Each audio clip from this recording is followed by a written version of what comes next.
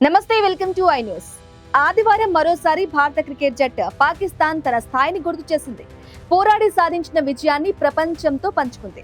అయితే భారత ప్రధాని మోదీ విన్నింగ్ టీమ్ ను అభినందిస్తూ ఆపరేషన్ సింధూర్ ఇప్పుడు క్రికెట్ పైన కూడా పనిచేసిందని ట్వీట్ చేశారు. భారత క్రికెట్ జట్టును ప్రశంసించారు. వరుసగా మూడోసారి పరాభవం చవిచూసింది దాయాది దేశం పాకిస్తాన్. అయితే భారత జట్టు కెప్టెన్ ఆసియా కప్ ట్రోఫీని పాకిస్తాన్ మంత్రి మొహిసిన్ నఖ్వీ చేతుల మీదుగా అందుకోవడానికి ఇష్టపడలేదు. దీంతో దొరికిందే ఛాన్స్ అన్నట్లుగా ట్రోఫీని, పాకిస్తాన్ ఆటగాళ్ల మెడల్స్ ని వెంటేసుకుని పాక్ మంత్రి దుబాయ్ స్టేడియం వీడారు.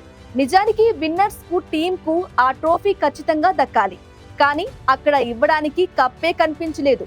ఇలా ఎప్పుడూ ఎక్కడా జరగలేదు. ఇదో పెద్ద వివాదాస్పద విషయంగా మారనుంది. మొత్తం సిరీస్ సమయంలో ఎక్కడా హ్యాండ్ షేక్లు, ఫోటో సెషన్లు లేవు. పైగా ఒకరిపై ఒకరు చేతులతో సైగలు చేస్తూ అవమానించుకునే సంజ్ఞలు చేసుకున్నారు. పాకిస్తాన్ ఆటగాడైతే తన బ్యాట్నే AK-47 గన్ లాగా చూపిస్తూ స్టేడియంలోని జనం వైపు కాల్పులు జరిపినట్లుగా సైగలు చేశాడు.